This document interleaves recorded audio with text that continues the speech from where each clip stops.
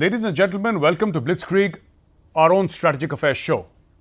Now, what is happening in Pakistan and what is happening in Kashmir? Has Pakistan burnt all its bridges in trying to wrest free Kashmir from India? It's tried wars, it's tried terrorism, it has tried an apology of diplomacy.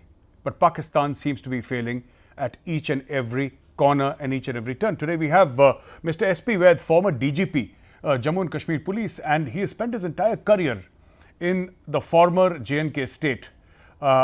He retired a few years back, extensive experience in Kashmir affairs, and we are going to be discussing with Mr. Vaid what Pakistan is doing, why it is doing what it is doing, and why is the world reacting in the manner that it is.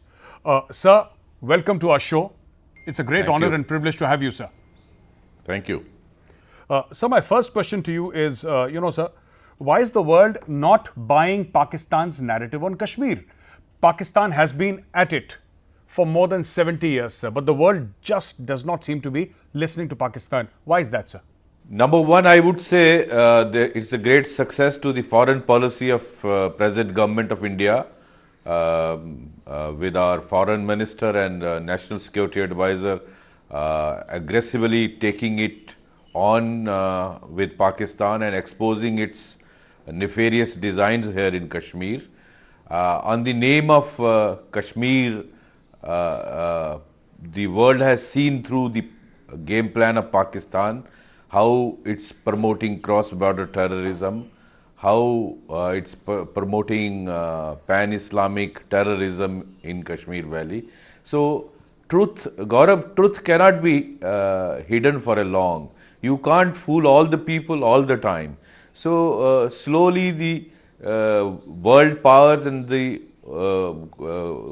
committee of countries in the world have seen through the game plan of Pakistan, and that's why the Pakistan is increasingly getting isolated, and today even its all-weather ally like Saudi Arabia, the relationship is at its lowest ebb.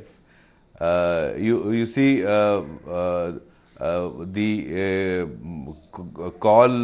threat given by Pakistan's foreign minister, Mr. Qureshi, that if Saudi Arabia doesn't call meeting on Kashmir of the Islamic country OIC, then we will request our Prime Minister to call a meeting of friendly nations, Islamic nations on Kashmir. So this indicates their frustration and failure of the foreign policy on Kashmir.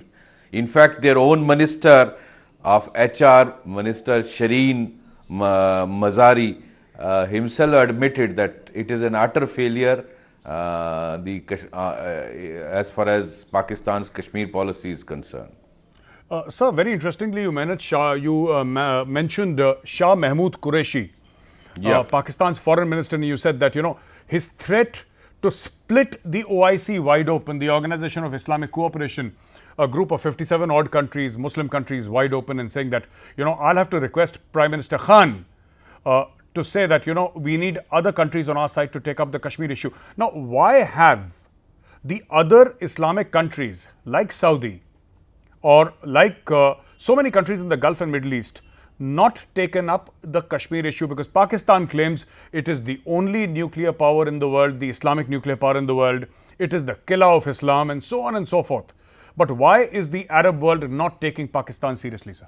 See, Pakistan on the name of Islam has been selling this Kashmir issue, but ultimately the nations have realized that the Pakistan's agenda is something different. Now, the foreign minister of Pakistan threatening Saudi Arabia that if you don't call the meeting on Kashmir, then we will call the meeting on Kashmir of our friendly nations of the Islamic world. Now, the Pakistan Army Chief General Bajwa went to Saudi Arabia to mend fences with the Saudi government, and you will be shocked to know that even General Bajwa was not, and his ISI chief were not given audience by the Crown Prince of Saudi Arabia. When General Bajwa was in Saudi Arabia, the Saudis' arch rival Qatar's ambassador was meeting Shah Mohammad Qureshi in Pakistan. Now that is the level of the relationship has come down to this level between Saudi Arabia and Pakistan. Sir, Pakistan, as I mentioned initially during the start of my program, sir, Pakistan has tried everything. You know, terrorism, whatever passes off for Pakistani diplomacy. It's tried wars, sir. It has fought wars with us over Kashmir. Not succeeded so far. In your view, sir, what else can Pakistan do? What else does Pakistan really have in its kitty? It's tried everything, including pressure from China, from Malaysia, from Turkey, from Iran. Nothing seems to be working in Pakistan's favor. What is the best that Pakistan can do in this scenario, sir? I think there is hardly any other thing left for Pakistan to do excepting breaking the OIC. It is now trying to befriend Turkey and Malaysia, and Saudi Arabia has threatened Pakistan that this creating a bloc or an alliance between Turkey, Malaysia, Iran and Pakistan will not be acceptable to Saudi Arabia. And China is, of course, is the all-weather friend of Pakistan, and it has tried China angle also. Today India is a very strong nation, and all these tactics of Pakistan are not working. Let me make it very clear here, Gaurav. The people of Pakistan are not, in fact, people of Pakistan want good relationship with India.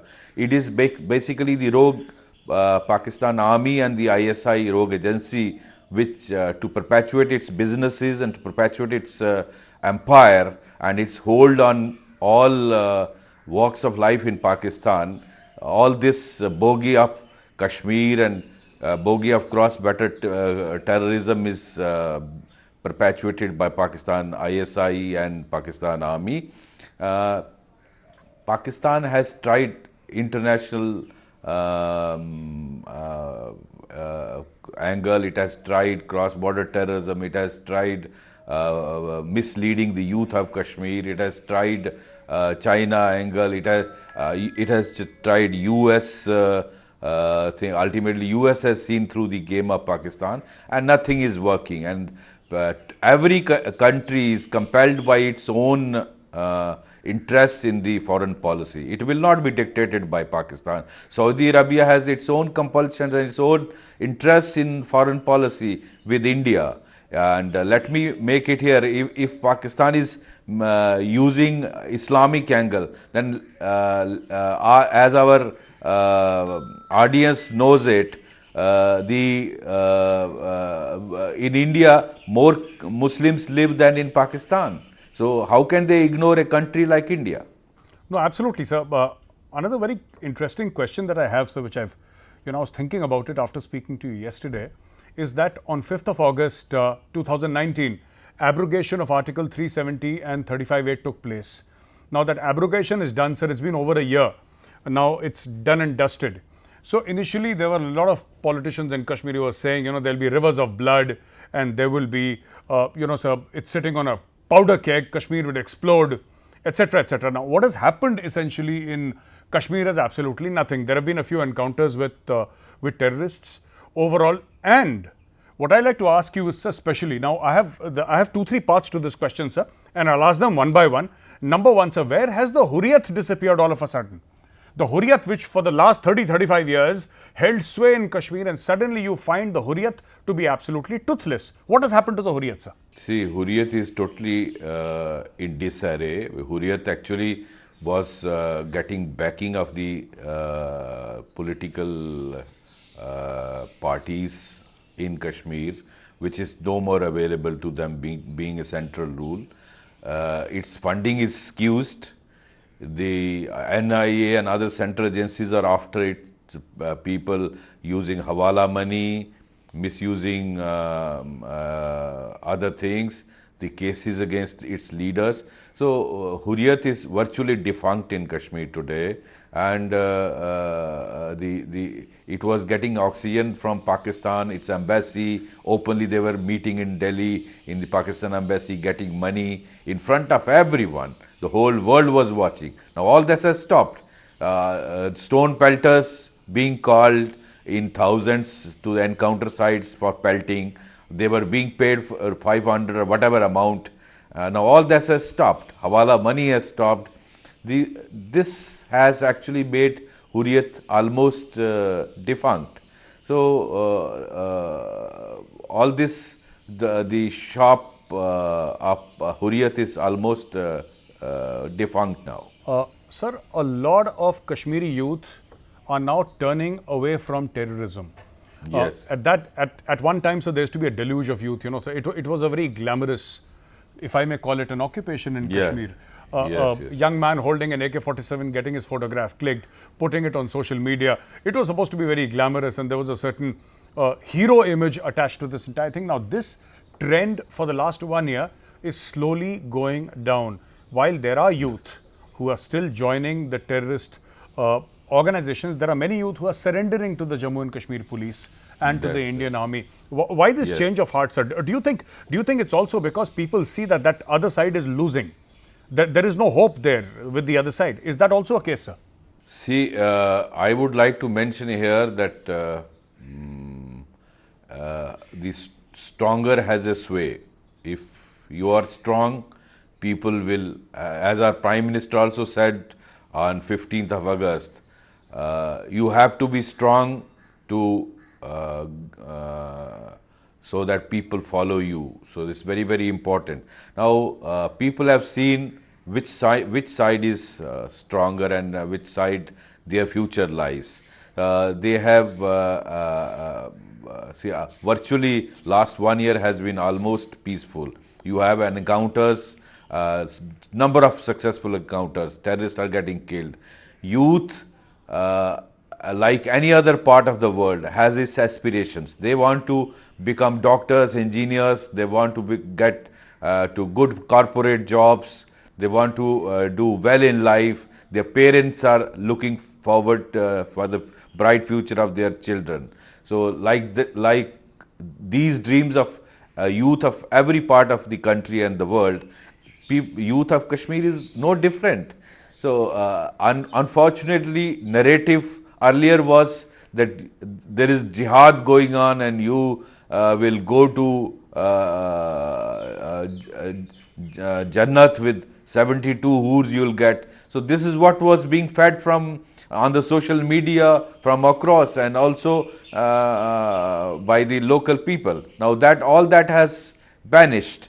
Restrictions on the social media, on the internet has prevented Pakistan's propaganda. So youth is not getting attracted to this. Whatever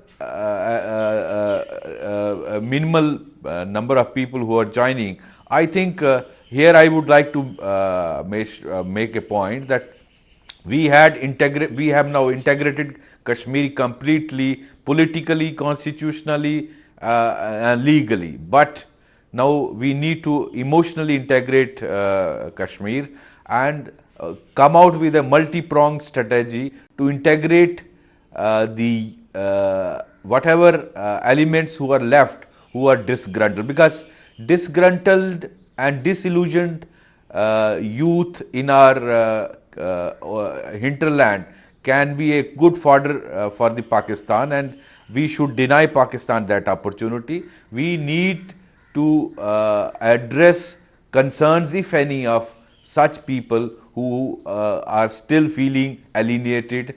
I think I want to see a day when every hand is occupied in some productive activity, some kind of productive activity, whether it is infrastructure, whether it is tourism, whether it is industry, whether it is horticulture, floriculture, all sorts of activities, cyber cafes, metros, but last 1 year has been a very short period, and over and above that there was a COVID. So not much change could be brought down on the ground for people to see. I think we need to work overnight and show change on the ground, what people were expecting from Honorable Prime Minister. We must, now time has come to show that to the people of Kashmir Valley. Sir, when I met you 2 years back, sir, we were at the police headquarters, if you remember, and I was Yes. interviewing you for my show, sir, and we had a very long conversation in Srinagar. I asked you that question, and I would like to ask you the same question again. Sir, this terrorism has location shifting capabilities, sir. So terrorism will shift from location to location. At one time it was South Kashmir. Suddenly one day we find, sir, that it is there in Doda and Kishtwar. During our time, sir, the hot places used to be Surankot. Surankot used to be very hot once upon a time, sir. So Yes. why does terrorism shift from one place to the other, sir? You know, the media will keep on saying Pulwama, Anantnag, Baramulla, and then suddenly Doda and Kishtwar will one day come up. Why does this happen, sir? See, wherever there is a pressure of the security forces and local police and local administration, the activities of the terrorists shift to the other areas. It is like any balloon. Whichever side there is a pressure, the air would like to move to the other side. So terrorism is also shifting as per its strategy, and Pakistan has been following these tactics, seeing the strategy of this police, army, paramilitary and other wings of the government. So they keep shifting strategically to different areas where they can get hideouts easily, they can get OGW network easily established, and then shift. Now see, slowly there is an effort to involve North Kashmir, because South Kashmir is now coming under tremendous pressure from the security forces. Absolutely. At Sir, one, you spoke. at Ji, one please. time, Surankot, as you mentioned, Surankot, Poonch, Mendar used to be hotbed in Jammu region, and Kishtwar, Doda, Banihal, these areas were very badly infested with the terrorism. But today these areas are almost free. So this strategic shift keeps happening in the different phases of terrorism. Absolutely, sir. Absolutely. Like you mentioned, Doda, Kishtwar, sir, that entire area ahead of Badot used to be such a hotbed during one point in time that yes. one did not know, sir. You know, convoys getting ambushed and encounters Yes. almost every second day, sir. That used to be Yes. the norm. Now it's been quite for a very long time. I Sir, you remember, mentioned absolutely, yeah. sir. Sir, you mentioned about emotional integration of the Kashmiri people, sir. Yeah. I'd like you, sir. I know it's too large a context actually to be dealt in a short period of time. But I'd like you to list out a few points, sir. How do you emotionally integrate the Kashmiri people? You had earlier spoken to me about de-addiction centers, and the JNK police is running a top-class de-addiction center in Batmalu in Srinagar, sir. I Yes. interviewed Dr. Khan there, I remember. But apart from that, sir, how do you emotionally integrate the Kashmiri people into the mainstream? See, Kashmiris are very emotional people. Let me make a mention of this. They are wooed more by emotions than reasoning or any other thing, and we need to follow a multi-pronged strategy. I don't think I can put it across in 1 or 2 minutes, but a multi-pronged strategy is required to be adopted by the government, by all wings of government. Don't leave it only to security forces, army and JNK police or paramilitary. All wings of the government must have a multi-pronged strategy in which various concerns of the youth, various concerns of the business community, various concerns of the local community are examined, then their remedial measures taken, and they are addressed. So these are very small things, like addiction is a problem. It's ruining the families, whoever gets involved in addiction. Now it is a very small gesture, but what we started in PCR in Batmalu, J&K police, army may be doing at its level, but what is required is all across the valley, multiple levels addressing problems of the addiction that youth is falling prey to. Now you have a problem of the radicalization, how to de-radicalize them. Then you have problem of the youth, some young boys facing problems in other parts of the country. How to address that? You need to take more number of boys from Kashmir Valley in different institutions of the country, so that they see how vast is the country, they see the potential and they see their future in this country. So like that, hundreds of measures are required to be done, so that every Kashmiri young boy, a future generation, feels integrated with India, sees their future in India, and how they can look forward to their bright future. So it's difficult to explain in 1 or 2 minutes, but multi-pronged strategy is required to integrate the future generation of Kashmir. Thank you very much for talking to us, sir. It was indeed a pleasure, a privilege and an honor. Ladies and gentlemen, with Mr. S.P. Vaid, former DGP of Jammu and Kashmir Police, he spoke about the role of Pakistan, how Pakistan had used religion to foment terrorism inside Jammu and Kashmir, and how Pakistan stands isolated even from the Committee of Nations, the larger Muslim world, the Muslim Ummah, the Organization of Islamic Cooperation. And then he spoke about the shifting patterns, the localities of terrorism in Kashmir. And lastly, he said that there should be a consistent and constant engagement with the people of Kashmir, especially the youth. Mr. Vaid said that it's very difficult to put it in 1 or 2 minutes, but you must engage with everybody. Everybody's hands must be full, in the sense that everybody must have employment there, and then Kashmir will emotionally and truly integrate with the rest of India. So ladies and gentlemen, clearly a lot of work left to be done in Kashmir, but work is in progress and it will happen. Thank you for joining me this week. I'll meet you next weekend again with another episode of Blitzkrieg. Till then, from my team and I, Jai Hind.